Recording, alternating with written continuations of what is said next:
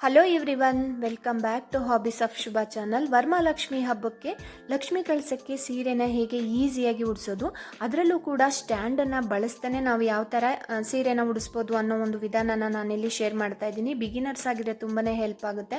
ಹಾಗೆಯೇ ತುಂಬಾ ಲಕ್ಷಣವಾಗಿ ಉಡಿಸ್ಬೋದು. ಒಂದೇ ಒಂದು ನೆರಿಗೆ ಕೂಡ ಆಚೆ ಈಚೆ ಹೋಗದ ಹಾಗೆ ನಾವು ಉಡಿಸ್ಬೋದು. ಅಷ್ಟು ಚೆನ್ನಾಗಿರುತ್ತೆ. ನೀವೇನಾದರೂ ಹೊಸಬ್ರಾಗಿ ನೋಡ್ತಾ ಇದ್ರೆ ಪ್ಲೀಸ್ ಸಬ್ಸ್ಕ್ರೈಬ್ ಮಾಡ್ಕೊಳ್ಳಿ.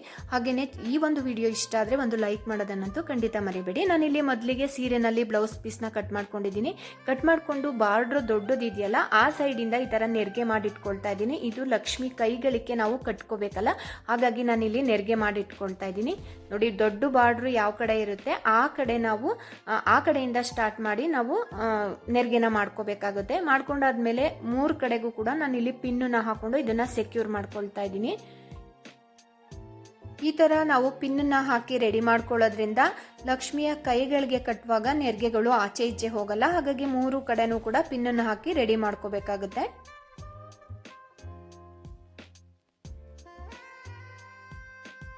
ಓಕೆ, ಇವಾಗ ರೆಡಿ ಮಾಡಿದ್ದಾಗಿದೆ. ಇವಾಗ ನಾವು ಸೀರೆನ ಫೋಲ್ಡ್ ಮಾಡ್ಕೋಬೇಕಾಗುತ್ತೆ. ನಾನು ಇಲ್ಲಿ ಮೊದಲಿಗೆ ಸೀರೆನ ಇಲ್ಲಿ ಓಪನ್ ಮಾಡ್ಕೊಳ್ತಾ ಇದ್ದೀನಿ. ಪೂರ್ತಿಯಾಗಿ ಓಪನ್ ಮಾಡ್ಕೊಂಡಾದ್ಮೇಲೆ ಇದನ್ನ ಮಧ್ಯಕ್ಕೆ ಕರೆಕ್ಟಾಗಿ ನಾವು ಫೋಲ್ಡ್ ಮಾಡ್ಕೋಬೇಕಾಗುತ್ತೆ. ನೋಡಿ, ಇವಾಗ ಸೀರೆ ಅಂಚನ್ನ ತಗೊಂಡು ಮಧ್ಯಕ್ಕೆ ಕರೆಕ್ಟಾಗಿ ನಾನಿಲ್ಲಿ ಫೋಲ್ಡ್ ಮಾಡ್ಕೊಳ್ತಾ ಇದ್ದೀನಿ. ಫ್ರೆಂಡ್ಸ್, ನೀವೇನಾದರೂ ಬಿಗಿನರ್ಸ್ ಆಗಿದ್ರೆ ಆದಷ್ಟು ಕೂಡ ಸ್ಮೂತ್ ಆಗಿರುವಂತಹ ಕಾಟನ್ ಸಿಲ್ಕ್ ಸ್ಯಾರಿನ ತಗೊಳ್ಳಿ. ಆವಾಗ ನಿಮಗೆ ನೆರಿಗೆಗಳನ್ನ ಮಾಡಲಿಕ್ಕೆ ತುಂಬ ಈಸಿ ಆಗುತ್ತೆ. ನೋಡಿ, ಇವಾಗ ನಾನು ಕರೆಕ್ಟಾಗಿ ಮಧ್ಯಕ್ಕೆ ಅದನ್ನು ಫೋಲ್ಡ್ ಮಾಡಿಕೊಂಡು ನಾನು ನೆರಿಗೆನ ಮಾಡ್ಕೊಳ್ತಾ ಹೋಗ್ತೀನಿ. ನೀವು ಬಿಗಿನರ್ಸ್ ಆಗಿದ್ರೆ ಈ ಅಂಚನ್ನ ಕರೆಕ್ಟಾಗಿ 2 ಕಡೆ ಈಕ್ವೆಲ್ ಮಾಡಿಕೊಂಡು ಗುಂಡ್ ಪಿನ್ಗಳನ್ನ ಹಾಕೊಳ್ಳಿ. ಅಥವಾ ಗುಂಡ್ ಪಿನ್ ಹಾಕಿದ್ರೆ ಸೀರೆ ಹಾಳಾಗುತ್ತೆ ಅನ್ನೋದಾದರೆ ನೋಡಿ, ಲೆಫ್ಟ್ ಹ್ಯಾಂಡ್ ಇದೆಯಲ್ಲ ಆ ಸೈಡು ಕರೆಕ್ಟಾಗಿ 2 ಈಕ್ವೆಲ್ ಮಾಡಿಕೊಂಡು ಒಂದು ಸಲ ಐರನ್ ಮಾಡ್ಕೊಂಬಿಡಿ. ಐರನ್ ಮಾಡ್ಕೊಳ್ಳೋದ್ರಿಂದ ಕರೆಕ್ಟಾಗಿ ಕೂತ್ಕೊಳ್ಳುತ್ತೆ. 2 ಸೈಡು ಕೂಡ ಈಕ್ವೆಲ್ ಆಗಿರುತ್ತೆ. ಮತ್ತು ನಿಮಗೆ ನೆರಿಗೆನ ಮಾಡುವಾಗ ಸ್ವಲ್ಪ ಕೂಡ ಡಿಸ್ಟರ್ಬ್ ಆಗಲ್ಲ. ಮತ್ತು ನೆರಿಗೆಗಳು ಆಚೆ ಈಚೆ ಹೋಗಲ್ಲ. ತುಂಬ ಚೆನ್ನಾಗಿ ಬರುತ್ತೆ. ಸ್ವಲ್ಪ ಲೈಟಾಗಿ ನೀವು ಐರನ್ ಮಾಡಿಕೊಂಡ್ರೆ ಸಾಕಾಗುತ್ತೆ. ನೋಡಿ, ಇವಾಗ ನಾನು ಆ ಸೈಡು ಒಂದು ಸ್ವಲ್ಪ ಐರನ್ ಮಾಡ್ಕೊಂಡಿದ್ದೀನಿ. ಹಾಗಾಗಿ ನೋಡಿ ಯಾವ ಥರ ಬರ್ತಾ ಇದೆ ನೆರಿಗೆಗಳು ಅಂತ. ತುಂಬಾ ಚೆನ್ನಾಗಿ ಬರುತ್ತೆ. ಸ್ವಲ್ಪ ಕೂಡ ಕಷ್ಟ ಆಗಲ್ಲ ನಮಗೆ ನೆರಿಗೆಗಳನ್ನ ಮಾಡುವಾಗ. ನೋಡಿ, ಇವಾಗ ಒಂದು 7ರಿಂದ 8 ನೆರಿಗೆಗಳಾದಮೇಲೆ ಅಲ್ಲಲ್ಲಿ ಕ್ಲಿಪ್ಗಳನ್ನ ಹಾಕೋಬೋದು. ಅಥವಾ ಒಂದು 4-5 ನೆರಿಗೆಗಳಾದ ತಕ್ಷಣ ಕೂಡ ನೀವು ಕ್ಲಿಪ್ಗಳನ್ನ ಹಾಕೋಬೋದು. ನೀವೇನಾದ್ರು ಬಿಗಿನರ್ಸ್ ಆಗಿದ್ರೆ ಸ್ವಲ್ಪ ನೆರಿಗೆ ಆದ ತಕ್ಷಣನೇ ನೀವು ಅಲ್ಲಲ್ಲೇ ಕ್ಲಿಪ್ ಹಾಕೊಳ್ತಾ ಹೋಗಿ. ಆವಾಗ ನಿಮಗೆ ನೆರಿಗೆ ಮಾಡೋದು ಸ್ವಲ್ಪ ಕೂಡ ಕಷ್ಟ ಆಗಲ್ಲ. ನೋಡಿ, ಇವಾಗ ಒಂದು 10ರಿಂದ 12 ನೆರಿಗೆಗಳಾದಮೇಲೆ ನಾನು ಇಲ್ಲಿ ಕ್ಲಿಪ್ಗಳನ್ನ ಹಾಕೊಳ್ತಾ ಇದ್ದೀನಿ. ಈ ಥರ ಹಾಕೊಳ್ಳೋದ್ರಿಂದ ನೆರಿಗೆಗಳು ಕರೆಕ್ಟಾಗಿ ಈಕ್ವಲ್ ಆಗಿ ಬರುತ್ತೆ. ಮತ್ತು ಎಲ್ಲೂ ಕೂಡ ನೆರಿಗೆಗಳು ಮಿಸ್ ಆಗಲ್ಲ. ಹಾಗಾಗಿ ನಾನು ಅಲ್ಲಲ್ಲೇ ನೆರಿಗೆಗಳಿಗೆ ನಾನು ಕ್ಲಿಪ್ಸ್ನ ಬಳಸ್ಕೊಂಡು ನಾನಿಲ್ಲಿ ನೆರಿಗೆಗಳನ್ನ ಮಾಡ್ಕೊಳ್ತಾ ಇದ್ದೀನಿ. ನೋಡ್ತಿದ್ದೀರಲ್ಲ, ನಾನು ಆ ಸೈಡು ಐರನ್ ಮಾಡ್ಕೊಂಡಿರೋದ್ರಿಂದ ಎಷ್ಟು ನೀಟಾಗಿ ಬಾರ್ಡ್ರು ಕರೆಕ್ಟಾಗಿ ಬರ್ತಾ ಇದೆ ಅಂತ. ತುಂಬ ಏನು ಜಾಸ್ತಿ ಪ್ರೆಸ್ ಮಾಡಿ ಮಾಡೋದು ಬೇಡ, ಲೈಟಾಗಿ ಮಾಡಿಕೊಂಡ್ರೆ ಸಾಕಾಗುತ್ತೆ. ಈಕ್ವೆಲ್ ಆಗಿ ಬರಲಿ ಅನ್ನೋ ಉದ್ದೇಶಕ್ಕಷ್ಟೇ. ನೋಡಿ, ಇವಾಗ ಇನ್ನೊಂದಷ್ಟು ನೆರಿಗೆಗಳಾದಮೇಲೆ ಅದು ಇದು 2 ಸೇರಿಸಿ ನಾನು ಕ್ಲಿಪ್ ಹಾಕೊಳ್ತೀನಿ. ಈ ಥರನಾದರೂ ಮಾಡ್ಬೋದು. ಅಥವಾ ಸಪ್ರೇಟಾಗಿ ಇದಕ್ಕೇ ನೀವು ಕ್ಲಿಪ್ಸ್ಗಳನ್ನ ಹಾಕೊಳ್ತಾ ಹೋಗ್ಬೋದು. ನೋಡಿ, ಇವಾಗ ನಾನು 2 ನೆರಿಗೆಗಳನ್ನು ಕೂಡ ಸೇರಿಸಿ ನಾನು ಅದೇ ಕ್ಲಿಪ್ಪನ್ನ ಹಾಕೊಳ್ತಾ ಇದ್ದೀನಿ. ನೆರಿಗೆಗಳು ಒಂದು ಕೂಡ ಮಿಸ್ ಆಗಬಾರ್ದು. ಒಂದು ನೆರಿಗೆ ಮಿಸ್ ಆದ್ರೂ ನಾವು ಪುನಃ ಮೊದಲಿಂದನೇ ಮಾಡ್ಕೊಂಬರ್ಬೇಕಾಗುತ್ತೆ. ಹಾಗಾಗಿ ನಿಧಾನಕ್ಕೆ ಆದರೂ ಪರವಾಗಿಲ್ಲ, ಕರೆಕ್ಟಾಗಿ ನೀವು ನೆರಿಗೆಗಳನ್ನ ಮಾಡ್ಕೋಬೇಕಾಗುತ್ತೆ. ನೋಡ್ತಿದ್ದೀರಲ್ಲ, ನಾನು ಪೂರ್ತಿ ನೆರಿಗೆ ಮಾಡಿರೋದೆಲ್ಲನೂ ಕೂಡ ನಾನಿಲ್ಲಿ ತೋರಿಸಿದ್ದೀನಿ. ಒಂದೇ ಒಂದು ನೆರಿಗೆ ಕೂಡ ನಾನಿಲ್ಲಿ ಮಿಸ್ ಮಾಡಿಲ್ಲ. ಅಷ್ಟು ನೀಟಾಗಿ ನಾನಿಲ್ಲಿ ತೋರಿಸ್ತಾ ಇದ್ದೀನಿ, ಅಂದರೆ ಬಿಗಿನರ್ಸ್ಗೆ ಹೆಲ್ಪ್ ಆಗಲಿ ಅನ್ನೋ ಉದ್ದೇಶದಿಂದ. ನೋಡಿ, 1 ಮಾರಷ್ಟು ನೀವು ಸೆರ್ಗನ್ನ ಬಿಟ್ಕೋಬೇಕಾಗುತ್ತೆ. ಇನ್ನು ಉಳಿದಿರೋದು ಎಲ್ಲನೂ ಕೂಡ ನೀವು ನೆರಿಗೆನ ಮಾಡಿಟ್ಕೋಬೇಕಾಗುತ್ತೆ. ನೋಡಿ, ಇವಾಗ ಮತ್ತೊಂದಷ್ಟು ನೆರಿಗೆನ ಮಾಡೋದ್ನಲ್ಲ ಅದನ್ನು ಕೂಡ ಕ್ಲಿಪ್ ಹಾಕಿ ಸೇರಿಸ್ಕೊಳ್ತಾ ಇದ್ದೀನಿ. ಈ ಕಡೆ ಸೆರ್ಗನ್ ಭಾಗನ ಹಾಗೆ ಬಿಟ್ಟು 1 ಮಾರಷ್ಟು ಬಿಟ್ಕೊಂಡು ಉಳಿದಿರುವಂತಹ ಎಲ್ಲ ನೆರಿಗೆಗಳನ್ನು ಕೂಡ ನಾನಿಲ್ಲಿ ಮಾಡ್ಕೊಂಡಿದ್ದೀನಿ. ಈಗ ಮಧ್ಯದಲ್ಲಿ ಕರೆಕ್ಟಾಗಿ ನೆರಿಗೆಗಳೆಲ್ಲ ಬಂದಿದೆಯಾ ಅಂತ ಒಂದ್ಸಲ ಎಲ್ಲನೂ ಚೆಕ್ ಮಾಡಿಕೊಂಡು ಅಲ್ಗೊಂದು ಕ್ಲಿಪ್ ಹಾಕೋಬೇಕಾಗುತ್ತೆ.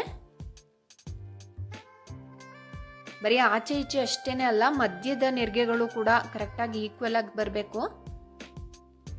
ನೋಡಿ ಈ ಥರ 3 ಕ್ಲಿಪ್ಗಳು ಹಾಕೊಂಡ್ಬಿಟ್ರೆ ಒಂದೇ ಒಂದು ನೆರಿಗೆ ಕೂಡ ಮಿಸ್ ಆಗಲ್ಲ. ನೋಡಿ ಇವಾಗ ಈ ಕಡೆ ಸೆರ್ಗೊಂದಿದೆಯಲ್ಲ, ಸೆರ್ಗಲ್ಲಿ ಮೊದಲು ಬಾರ್ಡ್ರ್ ಯಾವ ಕಡೆ ಇದೆ ಆ ಕಡೆಯಿಂದ ನಾವು ನೆರಿಗೆ ಮಾಡ್ಕೋಬೇಕಾಗುತ್ತೆ. ನೋಡಿ ಈ ಥರ ಒಂದು 3 ನೆರಿಗೆ ಮಾಡಿಕೊಂಡ್ರೆ ಕರೆಕ್ಟ್ ಆಗುತ್ತೆ. ಈ ಥರ ಆದಮೇಲೆ ಅಲ್ಲಲ್ಲಿ ಒಂದು 3 ಪಿನ್ನು ಅಥವಾ ನೀವು ಕ್ಲಿಪ್ಸ್ ಕೂಡ ಹಾಕೋಬಹುದು. ನಾನಿಲ್ಲಿ ಪಿನ್ನನ್ನು ಹಾಕೊಳ್ತಾ ಇದ್ದೀನಿ. ನೆರಿಗೆಗಳನ್ನ ಕರೆಕ್ಟಾಗಿ ಈಕ್ವಲ್ ಮಾಡಿಕೊಂಡು ಆಮೇಲೆ ನಾನಿಲ್ಲಿ ಪಿನ್ನನ್ನು ಹಾಕೊಳ್ತಾ ಇದ್ದೀನಿ.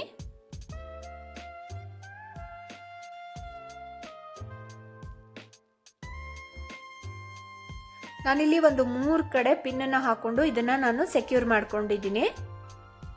ಇದು ಫ್ರೆಂಡ್ಸ್ ಕಾಟನ್ ಸಿಲ್ಕು ತುಂಬಾ ಚೆನ್ನಾಗಿರುತ್ತೆ ಉಡ್ಸೋದಕ್ಕೆ. ನೀವು ಸಿಲ್ಕ್ ತೊಗೊಂಡ್ರೆ ಸ್ವಲ್ಪ ಕಷ್ಟ ಆಗುತ್ತೆ, ಬಿಗಿನರ್ಸ್ ಆದ್ರಂತೂ ತುಂಬ ಕಷ್ಟ ಆಗಿಬಿಡುತ್ತೆ. ಹಾಗಾಗಿ ಆದಷ್ಟು ಕೂಡ ಕಾಟನ್ ಸ್ಯಾರಿ ಅಥವಾ ಸಾಫ್ಟ್ ಕಾಟನ್ ಸಿಲ್ಕ್ ಸ್ಯಾರೀಸ್ ಈ ಥರ ತೊಗೊಂಡ್ರೆ ಉಡ್ಸೋದಕ್ಕೆ ತುಂಬ ಈಸಿ ಆಗುತ್ತೆ. ನೋಡಿ ಇವಾಗ ಸೆರ್ಗುನು ಕೂಡ ಮಾಡಾಯಿತು. ಹಾಗೆಯೇ ಈ ಕಡೆ ನೆರಿಗೆಗಳು ಕೂಡ ರೆಡಿಯಾಗಿದೆ. ಇವಾಗ ಈ ಕಡೆ ನಾನಿಲ್ಲಿ ಒಂದು ಟಿಫೈನ ಇಟ್ಟು ಅದ್ರ ಮೇಲೆ ಒಂದು ಪೀಠನ ಇಟ್ಟಿದ್ದೀನಿ. ಪೀಠದ ಮೇಲೆ ನಾನಿಲ್ಲಿ ಒಂದು ಬಾಕ್ಸ್, ಈ ಥರದ ಬಾಕ್ಸ್ ಎಲ್ಲರ ಮನೆಯಲ್ಲೂ ಇದ್ದೇ ಇರುತ್ತೆ. ಆ ಬಾಕ್ಸಿಗೆ ಒಂದು ಅರ್ಧದಷ್ಟು ಅಕ್ಕಿನ ತುಂಬ್ಕೊಂಡಿದ್ದೀನಿ. ಕಡಿಮೆನೇ ತುಂಬ್ಕೊಳ್ಳಿ. ಖಾಲಿ ಬಾಕ್ಸ್ನ ಇಟ್ಟು ನಾವು ಲಕ್ಷ್ಮಿನ ಕೂರ್ಸೋದು ಬೇಡ ಅಂತ ಹೇಳಿ ನಾನು ಸ್ವಲ್ಪ ಒಂದು 1/4 ಭಾಗದಷ್ಟು ಅಕ್ಕಿನ ಹಾಕೊಂಡಿದ್ದೀನಿ. ಹಾಕೊಂಡಾದ್ಮೇಲೆ ನಾವಿಲ್ಲಿ ನೆರಿಗೆನ ಮಾಡಿ ರೆಡಿ ಮಾಡಿ ಇಟ್ಕೊಂಡಿದ್ದೀವಲ್ಲ ಅದನ್ನು ಅದರೊಳಗಡೆ ಹಾಕಿ ನಮಗೆ ಎಷ್ಟು ಲೆಂತ್ ಬೇಕು ಅನ್ನೋದನ್ನು ನೋಡಿ ನಾವು ಅಡ್ಜಸ್ಟ್ ಮಾಡ್ಕೋಬೇಕಾಗುತ್ತೆ. ಲೆಂತನ್ನ ನೋಡಿ ಸರಿ ಮಾಡ್ಕೊಂಡಾದ್ಮೇಲೆ ನಾವು ನೆರಿಗೆ ಎಲ್ಲವನ್ನು ಕೂಡ ನಾವಿಲ್ಲಿ ಬಿಡಿಸ್ಕೋಬೇಕಾಗುತ್ತೆ. ನೋಡಿ ನಿಧಾನಕ್ಕೆ ಇದನ್ನ ನೆರಿಗೆಗಳನ್ನ ನಾವು ಕೂರಿಸ್ಕೊಳ್ತಾ ಹೋಗಬೇಕು. ಲೆಫ್ಟ್ ಹ್ಯಾಂಡಲ್ಲಿ ಮೇಲ್ಗಡೆ ನೆರಿಗೆಗಳೆಲ್ಲವನ್ನು ಕೂಡ ಹಿಡ್ಕೊಂಡು ಕೆಳಗಡೆ ನಾವು ನೆರಿಗೆಗಳನ್ನ ಸರಿ ಮಾಡ್ಕೊಳ್ತಾ ಹೋಗಬೇಕಾಗುತ್ತೆ. ನೋಡಿ ಎಷ್ಟು ಚೆನ್ನಾಗಿ ಬರುತ್ತೆ ಈ ನೆರಿಗೆಗಳು ಅಂದರೆ ಒಂದೇ ಒಂದು ನೆರಿಗೆ ಕೂಡ ಮಿಸ್ ಆಗಲ್ಲ, ಅಷ್ಟು ಚೆನ್ನಾಗಿ ಬರುತ್ತೆ. ಬಟ್ ನಿಧಾನಕ್ಕೆ ನಾವು ಇದನ್ನ ನೆರಿಗೆಗಳನ್ನ ಕೂರಿಸ್ಕೊಳ್ತಾ ಹೋಗಬೇಕಾಗುತ್ತೆ.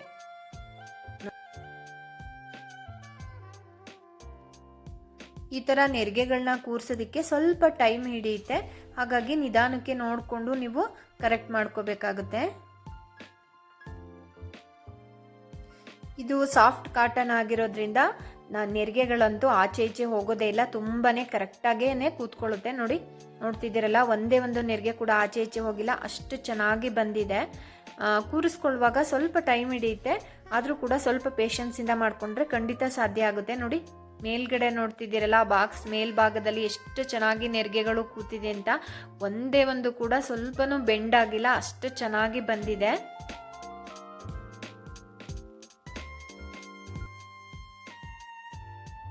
ನೆರಿಗೆಗಳನ್ನ ಕರೆಕ್ಟ್ ಮಾಡ್ಕೊಂಡಾದ್ಮೇಲೆ ಲಕ್ಷ್ಮಿಯ ಬಲಭಾಗದಲ್ಲಿ ಮತ್ತು ಎಡಭಾಗದಲ್ಲಿ ನಾನಿಲ್ಲಿ ಪೇಪರ್ ರೋಲ್ನ ಹಾಕ್ಕೊಂಡು ನಾನಿಲ್ಲಿ ಸ್ಟ್ರೈಟ್ ಮಾಡ್ಕೊಳ್ತಾ ಇದ್ದೀನಿ ನೆರಿಗೆಗಳು ಬೆಂಡ್ ಆಗಿಲ್ಲ.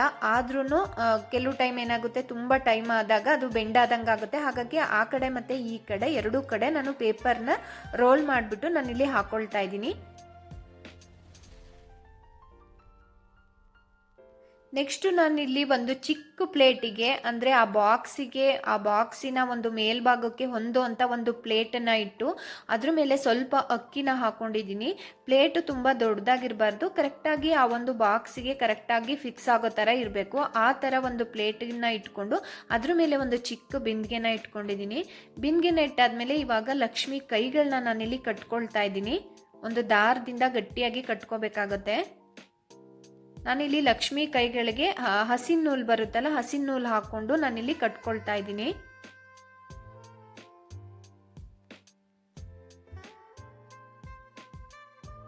ಲಕ್ಷ್ಮಿಯ ಕೈಗಳನ್ನ ಕಟ್ಟೋದ್ಮೇಲೆ ನಾವು ಮೊದಲೇ ನೆರಿಗೆ ಮಾಡಿಟ್ಕೊಂಡಿದ್ದೀವಲ್ಲ ಬ್ಲೌಸ್ ಪೀಸು, ಅದನ್ನ ಇವಾಗ ನಾವು ಬಿಂದಿಗೆಗೆ ಕಟ್ಕೋಬೇಕಾಗುತ್ತೆ. ನಾನಿಲ್ಲಿ ಬ್ಲೌಸ್ ಪೀಸ್ಗೆ ಒಂದು ಪಿನ್ನನ್ನು ಹಾಕಿ ನಾನು ಇದನ್ನ ಕರೆಕ್ಟಾಗಿ ಕಟ್ಕೊಂಡಿದ್ದೀನಿ.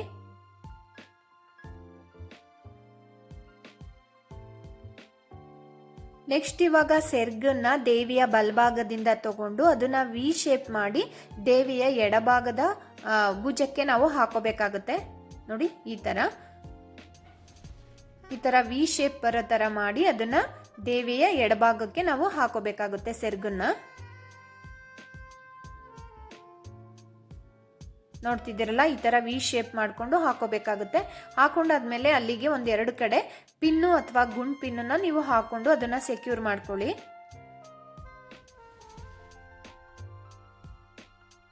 ನಾನಿಲ್ಲಿ ಎರಡೂ ಕಡೆ ಸೇಫ್ಟಿ ಪಿನ್ನನ್ನು ಹಾಕೊಂಡಿದ್ದೀನಿ. ಹಾಗೆಯೇ ದೇವಿಯ ಕುತ್ತಿಗೆ ಭಾಗಕ್ಕೂ ಕೂಡ ಒಂದೇ ಒಂದು ಗುಂಡ್ ಪಿನ್ ಹಾಕೊಂಡು ನಾನು ಸೆಕ್ಯೂರ್ ಮಾಡ್ಕೊಂಡಿದ್ದೀನಿ. ಇವಾಗ ಇದಕ್ಕೆ ಸೊಂಟಕ್ಕೆ ಹಸಿ ನೂಲು ಬರುತ್ತಲ್ಲ, ಅದನ್ನು ಟೈಟಾಗಿ ಕಟ್ಕೊಂಡಿದ್ದೀನಿ. ನೆಕ್ಸ್ಟ್ ಇದಕ್ಕೆ ಡಾಬನ್ನ ಹಾಕೊಳ್ತಾ ಇದ್ದೀನಿ. ಈ ಥರ ಟೈಟಾಗಿ ಒಂದು ದಾರದಿಂದ ಕಟ್ಕೊಂಡು ಆಮೇಲೆ ಡಾಬನ್ನ ಹಾಕೊಂಡ್ರೆ ತುಂಬ ಚೆನ್ನಾಗಿ ಕೂತ್ಕೊಳ್ಳುತ್ತೆ ಡಾಬು.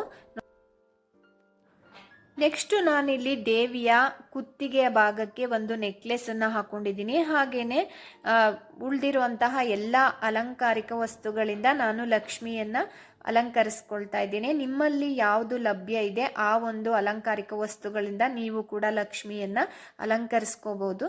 ನೋಡಿ, ಇವಾಗ ಇದಿಷ್ಟು ಆದಮೇಲೆ ಇದಕ್ಕೆ ನಾನಿಲ್ಲಿ ಜಡೆಯನ್ನು ಹಾಕೊಳ್ತಾ ಇದ್ದೇನೆ.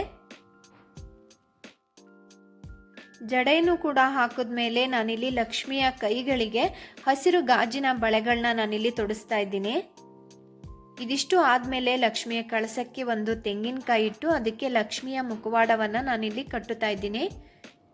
ನೋಡಿದ್ರಲ್ಲ ಫ್ರೆಂಡ್ಸ್, ಎಷ್ಟು ಈಸಿಯಾಗಿ ಲಕ್ಷ್ಮಿಯನ್ನು ಅಲಂಕರಿಸಬಹುದು ಅಂತ. ನೀವು ಕೂಡ ಈ ಒಂದು ವರಮಹಾಲಕ್ಷ್ಮಿ ಹಬ್ಬಕ್ಕೆ ಲಕ್ಷ್ಮಿಯನ್ನು ಅಲಂಕರಿಸಿ. ಹಾಗೆಯೇ ಇವತ್ತಿನ ಈ ಒಂದು ವಿಡಿಯೋ ಇಷ್ಟ ಆಗಿದ್ರೆ ಪ್ಲೀಸ್ ಒಂದು ಲೈಕ್ ಮಾಡಿ. ಹಾಗೆಯೇ ಇದನ್ನು ನಿಮ್ಮ ಫ್ಯಾಮಿಲಿ ಫ್ರೆಂಡ್ಸ್ ಜೊತೆ ಕೂಡ ಶೇರ್ ಮಾಡಿ, ನಮಗೆ ಸಪೋರ್ಟ್ ಮಾಡಿ. ಹಾಗೆಯೇ ಈ ಒಂದು ಚಾನಲ್ಗೆ ಹೊಸಬ್ರಾಗಿ ನೋಡ್ತಾ ಇದ್ದರೆ ಪ್ಲೀಸ್ ಸಬ್ಸ್ಕ್ರೈಬ್ ಮಾಡಿಕೊಂಡು ನಮಗೆ ಸಪೋರ್ಟ್ ಮಾಡಿ. Thank you so much for watching.